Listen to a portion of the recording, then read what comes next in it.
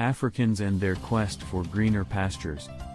After centuries of systematic destruction, humiliation, segregation, and incapacitation, I think the last thing any black person will want to go through in the 21st century is to find himself or herself in a situation that has the slightest inclination or is equivalent to being considered an act of slavery. If this observation is correct, I will unequivocally state that we shouldn't be misled and deceived by the passage of time, environmental and technological advancements, new economic potentials, political and historical changes, and shifts. Undeniably, monumental changes have occurred in every aspect of human endeavor since President Abraham Lincoln issued the Emancipation Declaration and the advent of the Industrial Revolution, which led to the eventual decimation of the Ottoman Empire during the First World War.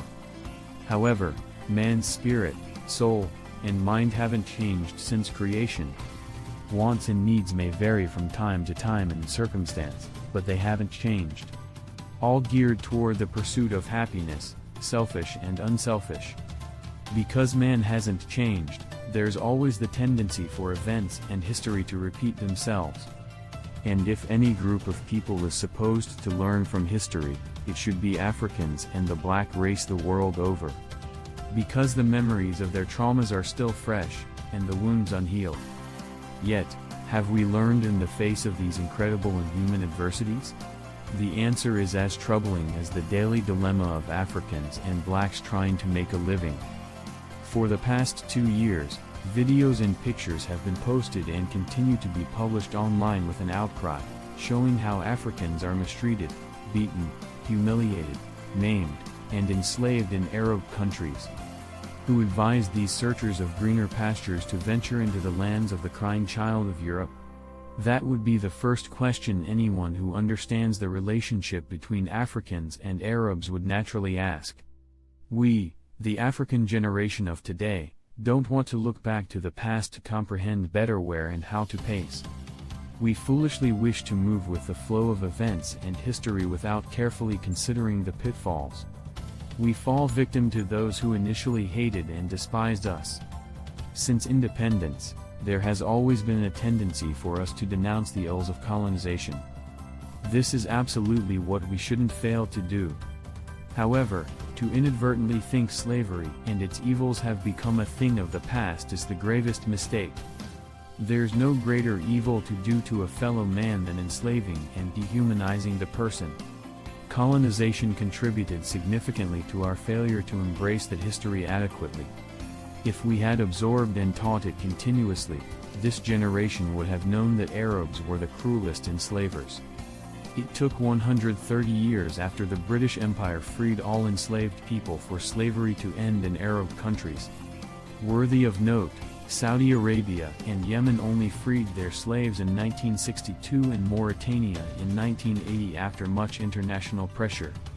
It's interesting to state that the clamor to end slavery in Europe had little or nothing to do with enslaved black people.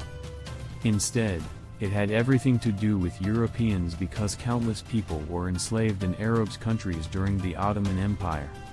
If we had been taught our history, we would have asked why there were fewer blacks in Arab countries when millions were enslaved. Most men were castrated, conscripted into the army, and worked in the plantations. Therefore, reproduction was limited. Children born as a result of multiple concubines they had were killed. Millions of these concubines only died out of hardship and frustration. In the years before and after independence, black African Muslims hardly went to school, let alone work in Arab countries. Even during the Cold War, Africans went to Russia for studies, not to Iran, Iraq, Kuwait, or other Arab countries. More recently, in the early 90s, when the craving to travel abroad reached a crescendo, Africans went to Hungary, Bulgaria, Belarus, and Malta, not to wealthy Saudi Arabia, Israel, and the United Arab Emirates. By instinct and not very much through the proper understanding of their history, they knew these were countries where Africans were hated passionately. How did this change suddenly come when even African Christians began dreaming of living in countries that still consider Africans servants and earnestly desire to treat them as such? The Bakassi people say if one doesn't know how to sharpen a peg, he looks at a dog's ears.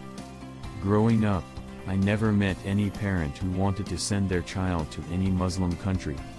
The quest for a better life has made us very irrational to the extent that we have failed to understand there's no place in the world like Africa. This is the natural promised land, full of milk and honey. Today, we prefer to drown in the ocean and sea or perish in the desert, where no one can trace our remains, than face our challenges head-on. Like our corpses eaten up by unknown entities instead of fighting for our rights and dying with dignity in our homes and countries where God has given us everything on a platter of gold. Neither Europeans nor Arabs have concern for blacks.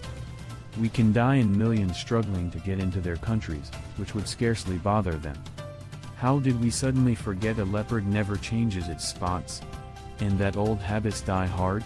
Today, our women freely go and enslave themselves, ignoring the abuse of women in Arab countries that continued at least 120 decades after slavery ended. As recent stories unveil, the mistreatment of black women for sexual gratification, filling the harems of wealthy Arabs, hasn't stopped. According to Urmila Abdullah, Special Rapporteur on Contemporary Forms of Slavery, the mandate on contemporary forms of slavery includes but is not limited to issues such as debt bondage, serfdom, forced labor, child slavery, sexual slavery, forced or early marriages and the sale of wives. As a legally permitted labor system, traditional slavery has been abolished everywhere, but it has not been completely stamped out. There are still reports of slave markets. Even when abolished, slavery leaves traces. It can persist as a state of mind among victims and their descendants and the inheritors of those who practiced it long after it formally ended. Slavery-like practices are often clandestine. This makes it difficult to have a clear picture of the scale of contemporary slavery, let alone uncover, punish, or eliminate it. Most of those who suffer are the poorest, most vulnerable, and most marginalized social groups. Fear, ignorance of one's rights, and the need to survive do not encourage them to speak out. To add to this eloquent summation, I would state explicitly that slavery and servitude have not been taken off the pages of the Bible and the Quran. Exodus 21:20, Leviticus 22:10, 25:44, Luke 7:2, Colossians 3:22. Quran 24:32, 2-178, 1675. From the Hadith, Bukhari 80-753, 52-255, 41-598 to cite a few. Millions of Christians and Muslims filled the churches and mosques each day. They continue to interpret these books and passages to their advantage. And if every word written in the Bible and the Quran should be considered as it was initially meant to be, slavery isn't a thing of the past. Let's not be fooled. Slavery hasn't ended. The act is just dormant. If we Africans close our eyes and sleep with the idea, we would wake up one day and be the slave again. Remember how tenacious the Pharaoh was before Moses despite all the warning miracles to free the Hebrews, who were black people. After hundreds of years, the same group became slaves again. History repeats itself. Lest we forget, slavery didn't begin with an invasion and attack of African territories. They first came as friends, and when we welcomed them, they began to concoct their evil machinations. That's China coming, and we are embracing Russia. If history weren't repeating itself, Jesus wouldn't have promised to return as calm and elusive as our governments have become, so we are, individually. Millions of Africans perish in limbo while we continue the blame game, staying in churches and mosques, waiting for God to perform miracles. Think about it.